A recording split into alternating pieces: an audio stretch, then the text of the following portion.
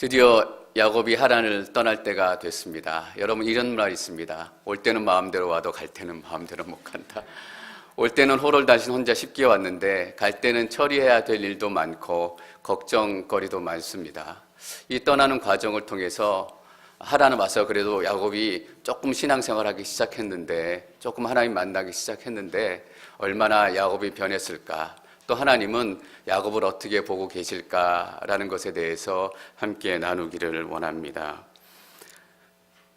31절 1절과 2절 말씀 저 읽겠습니다. 31절 1절 2절 시작.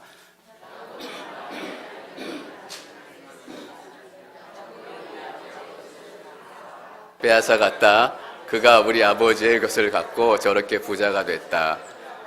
야곱이 라반의 얼굴을 보니 라반이 자기를 대하는 태도가 예전 같지 않았다. 어머니 날은 기쁜 날입니다. 사촌이 땅을 사도 배가 아프다라는 말이 있습니다. 딱 라반의 아들들이 야곱의 사촌입니다. 땅을 사도 배가 아플 텐데 자기 아버지의 재산을 다 빼앗겼다라고 생각하니까 배가 아픈 정도가 아니라 그 화나고 분한 마음을 도무지 숨길 수가 없었을 것입니다. 아들들도 그랬는데 라반은 얼굴을 보니 자기를 대하는 태도가 예전 같지 않았습니다. 예전같이 예전에도 특별히 잘해주지는 않았지만 예전같이 대하지도 않고, 다른 번역에 보니까 안색이 달라졌다라고 기록을 하고 있습니다. 여러분, 사람은 변하게 돼 있습니다. 우리가 결혼할 때 예전만 같이 우리 아내와 해주면 우리는 늘 사랑받고 우리 가정은 슬픈 날이 없을 것입니다. 사람은 변하게 돼 있고 예전과 같이 살아가는 사람들은 하나도 없습니다. 어쩌면 사람이 변하는 것은 당연한데 하나님이 늘 예전과 같으시다라는 그 말씀이 우리에게 참 위로가 되는 하루이기도 합니다. 하나님은 변치 않으시고 예전과 전혀 변함이 없으시다라는 얘기입니다. 야곱이 에서를 속일 때도, 야곱이 베델에서 처음 하나님 만나서 예배할 때도, 또 야곱이 하란에 와서 어렵게 치고받고 살아가는 이 삶 가운데서도 하나님은 예전과 동일하게 야곱을 기뻐하시고 야곱을 사랑하셨다라는 것입니다. 여러분 아십니까? 우리가 죄에 빠지고 때는 우리가 예배에 불성실하고 또 예배를 빠지게 되는 그 순간에도 하나님께서는 우리를 사랑하시고 기뻐하신다라는 것입니다. 물론 우리가 죄 가운데 있고 예배가 온전히 세워지지 못하면 하나님께서 마음 아파하시고 속상해 하시지만 하나님께서는 우리가 회복될 날들을 우리보다 더 명확하게 꿈꾸고 계시기 때문에 우리 아픔과 죄 가운데서도 우리로 인하여 기뻐하신다라는 것입니다. 그래서 스바냐 선지자는 스바냐에서 이렇게 노래하고 있습니다. 스바냐 3장 17절 너희 하나님 여호와가 너희 가운데 계시니 그는 구원을 베풀실 전능자이시라. 그가 너로 말미암아 기쁨을 이기지 못하시며 너를 잠잠히 사랑하시며 너로 말미암아 즐거이 부르며 기뻐하시리라 하리라. 하나님께서 이스라엘 백성들을 기뻐하신다라는 것입니다. 물론 마지막 때 회복될 그 모습, 그 상황 가운데 하나님의 기쁨이 다시금 임하게 될 것이다 라는 의미도 있습니다. 그런데 이 스바냐의 축복의 예언의 말씀을 듣는 이스라엘 백성들은 지금 하나님 앞에 패역하고 죄를 지었기 때문에 망해가고 있는 그런 모습입니다. 어떻게 보면 쳐다보기도 싫고 어떻게 보면 듣기도 싫었을 이스라엘 백성들을 향해서 하나님께서 내가 너로 인하여 기뻐할 것이다 라고 기쁨의 노래를 부르시는 것입니다. 왜냐하면 하나님께서 변치 않으시기 때문에 그 변치 않으심으로 인해서 지금은 우리가 죄 가운데 연약함 가운데 있을지라도 회복될 그날에 대한 소망이 우리보다 더 강렬하게 하나님 마음에 있기 때문입니다. 여러분이 어떤 모습을 가지실지라도 하나님께서는 여러분들을 기뻐하시고 사랑하십니다. 야곱이 하나님의 음성을 듣습니다. 3절 말씀 저희가 같이 읽습니다. 3절 시작. 여호와께서 야곱에게 말씀하셨습니다. 내 조상의 땅, 내 친족들에게로 돌아가거라. 내가 너와 함께 하겠다. 하나님께서 야곱에게 하나님의 음성을 들려주심으로 하란 땅을 떠나야 할 때가 됐다라는 것을 명확하게 말씀하시고 알려주십니다. 야곱이 하란 땅을 떠나고 하나님의 뜻을 구별하는데 크게 말씀을 보니까 지금 세 가지 과정이 진행되고 있어요. 첫 번째는 야곱에게 하란을 떠나야 되겠다, 떠나고 싶다라는 마음을 주시기 시작하셨습니다. 라헬이 요셉을 낳고 나서 야곱이 라반에게 먼저 가서 내가 이제 이 땅을 떠나서 고향 땅으로 돌아갔으면 좋겠습니다 라고 얘기했습니다. 여러분, 하나님의 뜻을 우리가 어떻게 알 수 있습니까? 하나님께서는 우리에게 가나안 땅으로 돌아가고 싶은 소망과 소원을 주십니다.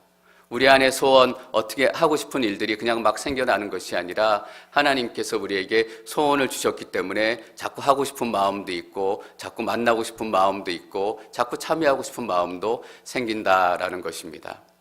그런데 위험성이 무엇입니까? 내 소원과 내 욕심을 구별하기가 참 어렵다라는 것이 문제입니다. 부자가 돼서 선교사님들을 물질적으로 후원하고 싶다.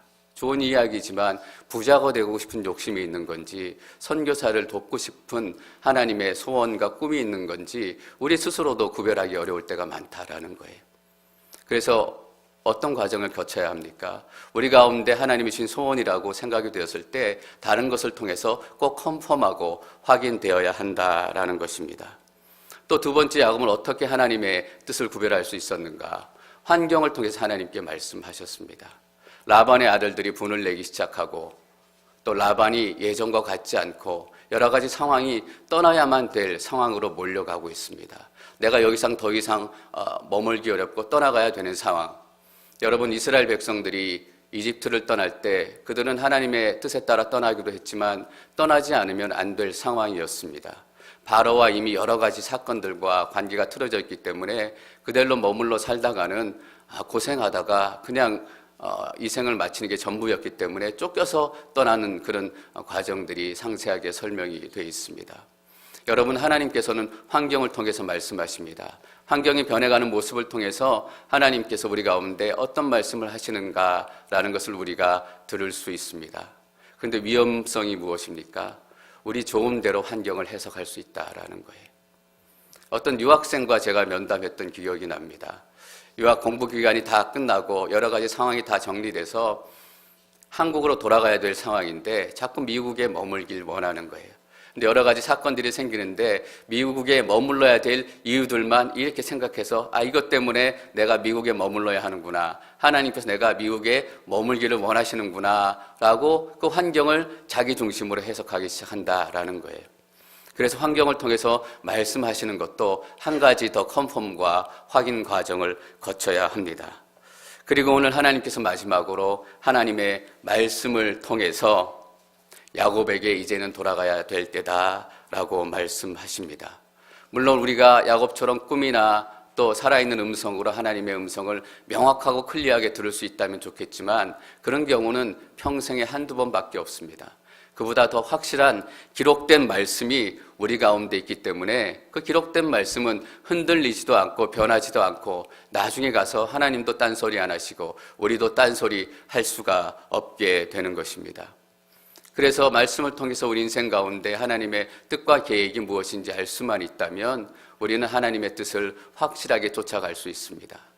여러분, 하나님의 말씀으로 확인되어진 음성은 다른 것으로 컨펌 받을 필요가 없습니다. 왜냐하면 하나님의 말씀보다 더 강력하고 더 확실한 것은 없기 때문입니다. 그렇다면 우리 인생을 향한 가장 근본적인 하나님의 뜻이 무엇일까요? 이것만 우리가 잊지 않고 살아도 우리 인생의 80% 이상은 쉽게 하나님의 답을 들을 수 있습니다. 마가복음 12장 29절에서 31절 말씀 저희가 같이 읽겠습니다. 마가복음 29장 31절 시작.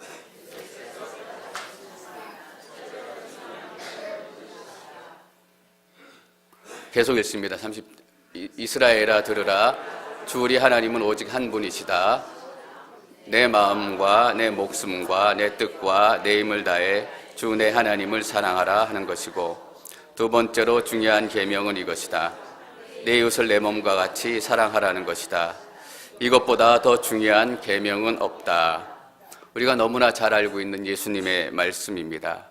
이것은 모세 오경 중에 모세 오경의 결정판이라고 얘기할 수 있는 신명기 중에서도 가장 핵심적인 구절입니다. 그리고 예수님의 가르침 중에서도 가장 중요한 가르침 중에 하나입니다.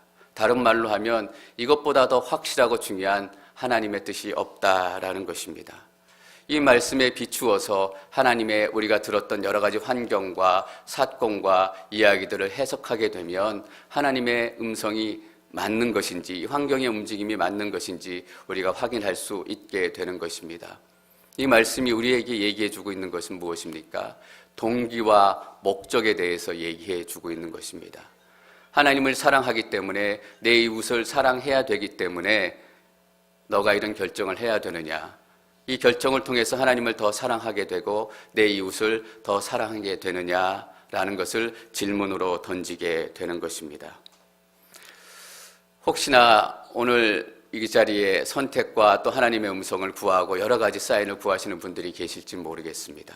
다시 한번 이 말씀을 그분들에게 드리고 싶습니다. 내 하나님과 내 이웃을 사랑하라. 이 말씀에 비추어서 하나님의 뜻을 분간하시기를 바랍니다. 이렇게 하나님의 음성을 확실히 들은 야곱이 라헬과 레아를 설득하기를 시작합니다. 다른 사람이 들을까봐 들판에 불러내서 이야기하기를 시작합니다. 5절에서 7절까지 말씀. 야곱이 그들에게 말했습니다. 내가 당신들의 아버지를 보니 그가 나를 대하는 태도가 예전 같지 않소. 그러나 내 아버지의 하나님께서는 나와 함께 하셨소. 당신들은 내가 당신들의 아버지를 온 힘을 다해 섬긴 것을 알 것이요. 그러나 당신들의 아버지는 나를 속이고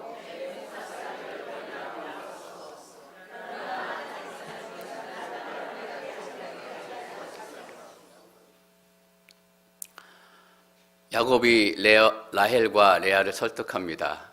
성경에 보면 남편이 아내들과 상의하고 또 설득하는 모습을 참 보기 어려운데 오늘 어머니날이라 그런지 야곱이 아내들과 상의하고 또 아내들 설득하는 모습이 새롭기도 하고 참 특징적이기도 합니다.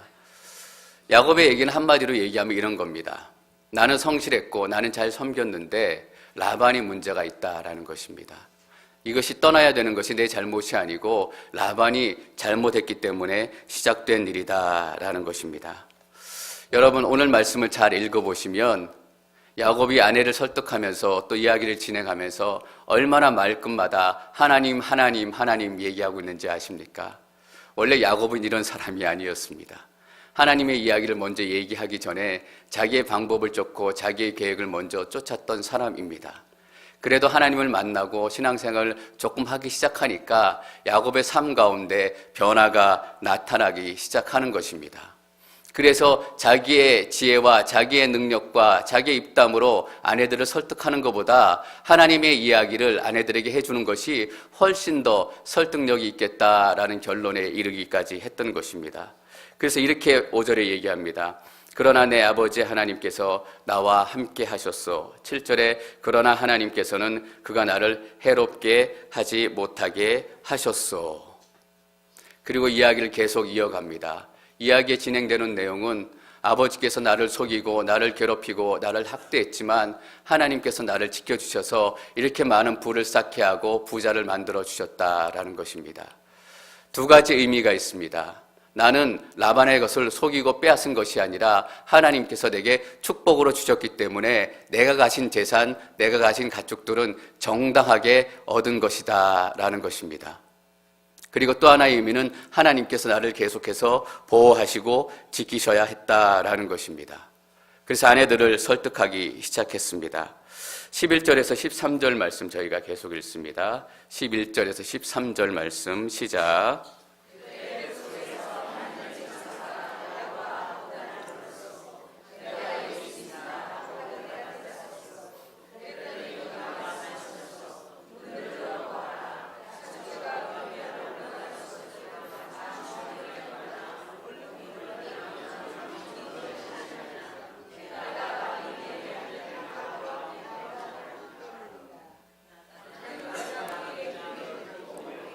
내게 소원을 했던 베델의 하나님이다.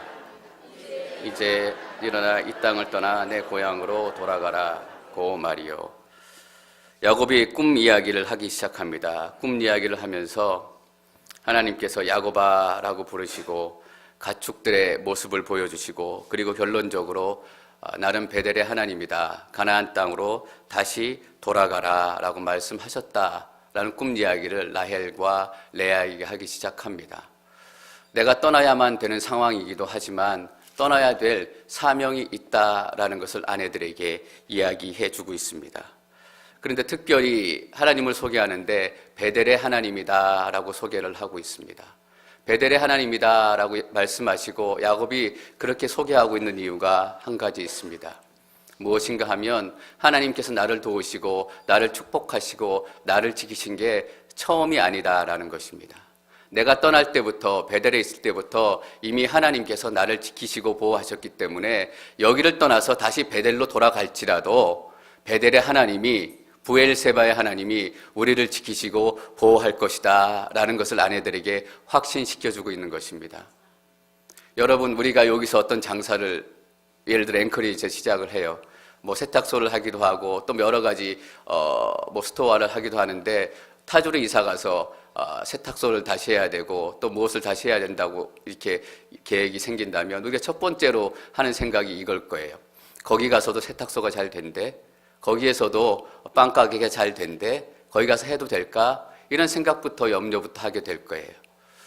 야곱이 라헬과 아내 가족을 데리고 떠나야 된다. 하나님께서 여기서 도우신 것은 괜찮다. 그러나 과연 그 먼 땅에서도 도우실 수 있을까라는 생각을 아내들이 생각하기 시작했을 거예요. 그때 야곱은 아내들에게 베델의 하나님이다라는 것을 얘기해 주고 있는 거예요. 여러분, 하나님께서는 우리가 어디에 계시든 우리를 지키시고 인도하시는 하나님이십니다. 어떤 분은 여기를 떠나면 마치 하나님을 떠나는 것처럼 생각하는 분들이 계세요. 앵커리지에만 하나님이 있는 것도 아니고 또 특별히 앵커리지 온누리 교회만 하나님이 있는 것도 아닙니다.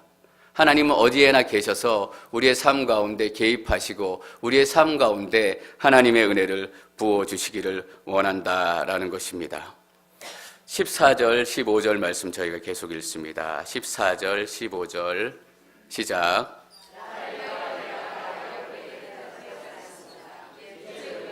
아버지의 집에서 받을 몫이나 유업이 더 있겠습니까?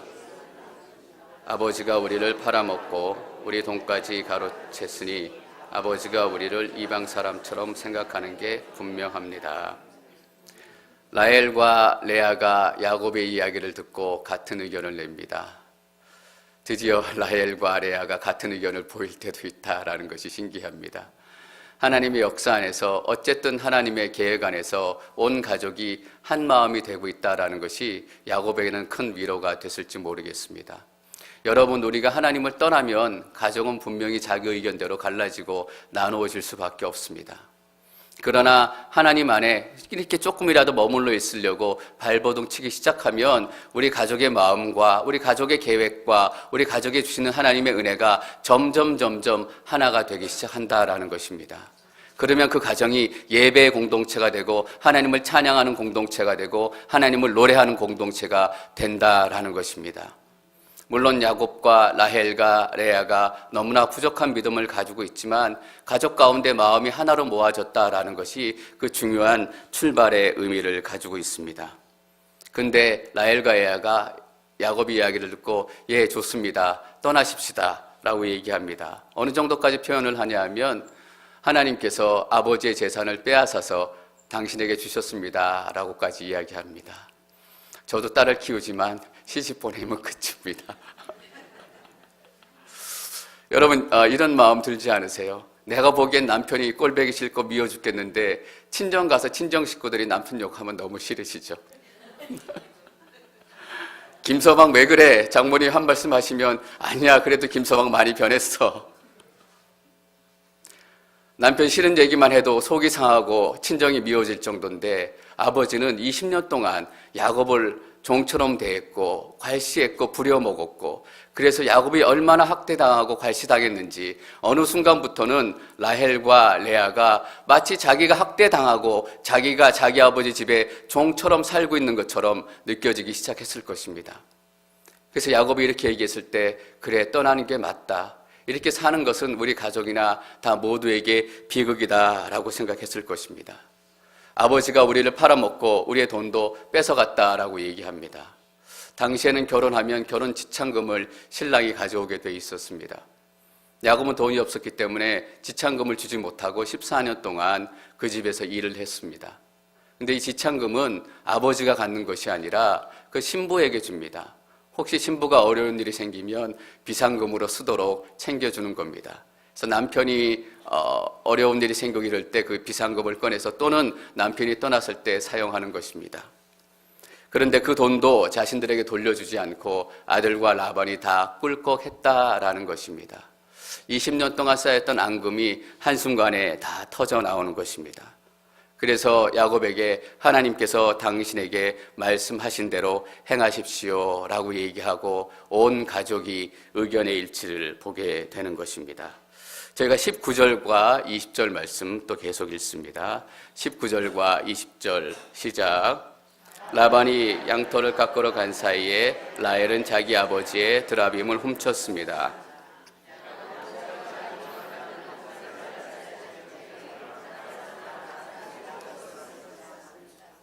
재미있는 상황이 발생합니다. 떠나면 되는데 라헬이 아버지의 처소로 가서 드라빔이라는 우상을 훔쳐옵니다. 드라빔은 아무래도 보호의 신, 떠날 때 보호를 받고 또 재산을 불려주고 이런 의미로 라반이 가지고 있었던 것 같습니다. 라헬이 그 드라빔을 훔치고 야곱은 자기가 도망간다는 낌새를 알아차리지 못하게 라반을 속이고 있었습니다. 여러분, 그런데 여기서 재밌는 것은 훔쳤다라는 말과 속이고 있었다라는 말이 같은 단어입니다. 어떤 의미를 가지고 있냐 하면 라헬과 야곱이 똑같은 영적인 상태, 똑같은 삶의 모습과 패턴을 가지고 있다라는 것입니다. 여러분, 라헬이 어떤 여자인지 잘 기억하고 계시죠?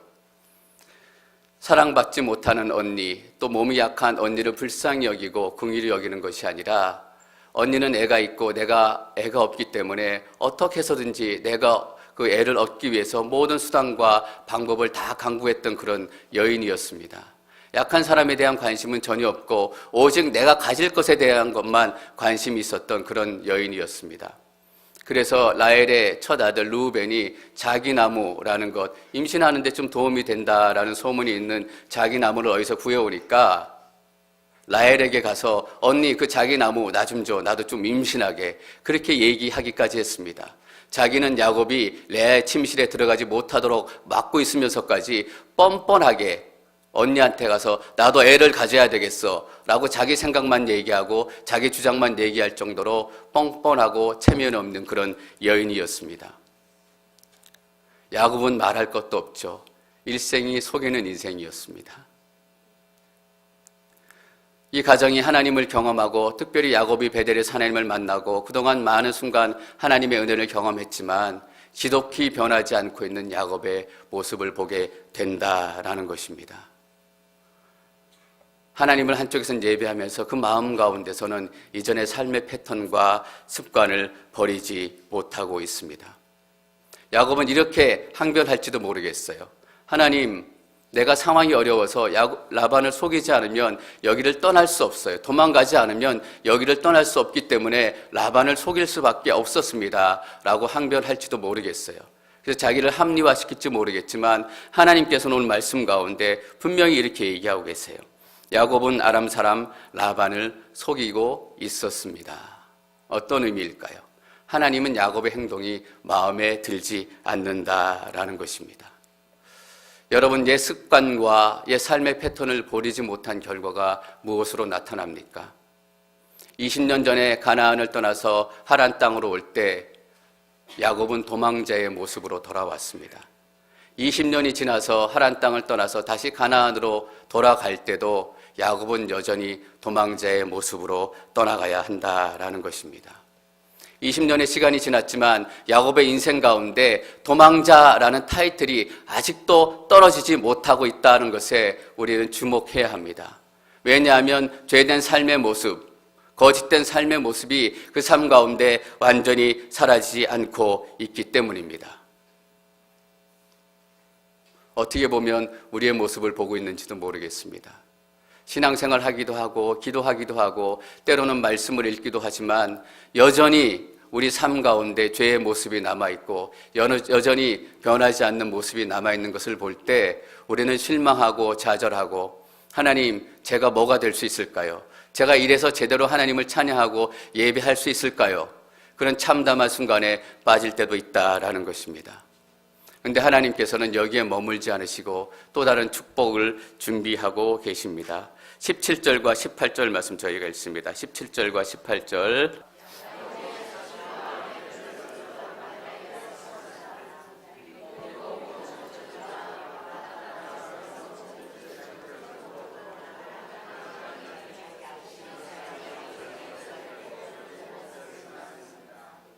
(21절) 말씀도 저희가 한번 읽을까요? 21절 말씀.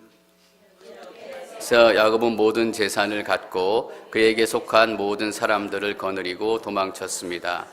그는 강을 건너 길라 산지로 향했습니다. 자식들과 아내들을 서둘러 낙타에 태웠습니다. 여러분, 낙타는 지금으로 말하자면 자가용입니다. 빈몸으로 왔지만 자가용을 타고 갈 정도로 재산이 많이 불었고 아내와 자식들도 생기기 시작했다라는 것입니다. 18절에 보면 계속해서 이런 표현들이 나옵니다. 모든 가축들과 밧단 아람에서 모은 재물들을 전부 갖고, 모든 것 전부라고 얘기할 수 있을 정도로 야곱의 가정 가운데 야곱에게 많은 소유물들과 많은 재산이 생겼다라는 것을 강조하고 있는 것입니다. 21절에 보면 똑같은 표현을 또 쓰고 있습니다. 모든 재산을 갖고 그에게 속한 모든 사람들을 거느리고, 야곱이 부자가 됐고 많은 축복을 누리고 많은 은혜를 누려서 많은 식솔들을 거느리게 됐다라는 것까지 얘기하고 있습니다. 18절에 보면 가나안 땅으로 돌아가는 모습을 이렇게까지 기록합니다. 자기 아버지 이삭에게 가려고 길을 떠났습니다. 비슷한 이야기를 계속해서 반복하고 있는 이유가 한 가지 있습니다. 이 이야기를 통해서 하나님께서 얼마나 신실하신 하나님인가를 보여주려고 하는 것입니다. 여러분, 훔치고 속이고 도망가는 단어는 야곱을 상징적으로 보여줍니다. 그러나 모든 재물, 가족, 낙타, 아내들, 모든 식솔들, 이 단어들은 하나님이 어떤 분인가라는 것을 보여주고 있다라는 거예요. 야곱은 여전히 하나님을 속이고 너무나 많은 순간 하나님 앞에 온전히 서지 못하지만 하나님께서는 그 약속을 신실하게 지켜오셨다라는 것입니다. 베델에서 야곱이 하나님을 만났을 때 하나님께서 야곱에게 이렇게 약속하셨습니다. 내가 너를 지켜줄 것이고 너를 번성하게 할 것이고 너가 이 땅까지 돌아오게 만들 것이다 라고 약속을 하셨습니다. 하나님께서 지켜주시고 보호하셨다라는 그 하나님의 신실하심을 보여주기 위해서 같은 표현을 계속해서 쓰고 있는 것입니다. 앞으로 야곱이 강을 넘고 산을 넘어서 이제 가나안 땅으로 돌아가게 될 것입니다. 우리가 그 이야기를 나중에 보게 되겠지만 우리가 그 이야기를 보지 않을지라도 이미 이 21절까지 말씀만을 통해서 하나님께서 앞으로의 삶도 지켜주시고 안전하게 돌아가게 하실 것이다 라는 것을 우리가 확신할 수 있게 되는 것입니다. 저희가 21절 말씀을 다시 한번 읽습니다. 21절에서 야곱은 모든 재산을 갖고 그에게 속한 모든 사람들을 거느리고 도망쳤습니다. 그는 강을 건너 길르앗 산지로 향했습니다. 하나님께서 이제 야곱과 그의 가족을 가나안 땅으로 데리고 돌아가실 때 그 돌아가는 모든 과정 가운데도 하나님께서 지켜주실 것임을 우리가 확신하게 됩니다. 그래서 야곱은 분명히 이 고백을 다시 하게 될 것입니다. 5절에서 얘기했던 것처럼 그러나 아버지의 하나님께서 나와 함께 하셨어. 7절에서 이렇게 또 얘기했습니다. 그러나 하나님께서는 그가 나를 해롭게 하지 못하게 하셨어. 여러분, 하나님께서는 우리와 함께 하실 것입니다. 또 하나님께서 세상이 우리를 해롭게 하지 못하게 지켜주실 것입니다. 이것보다 더 큰 축복과 더 큰 약속의 말씀은 없습니다. 이 야곱에 주셨던 하나님의 약속의 말씀이 우리의 상황과 관련 없이 하나님의 뜻이 우리 삶 가운데 온전히 이루어질 것임을 믿음으로 선포합니다.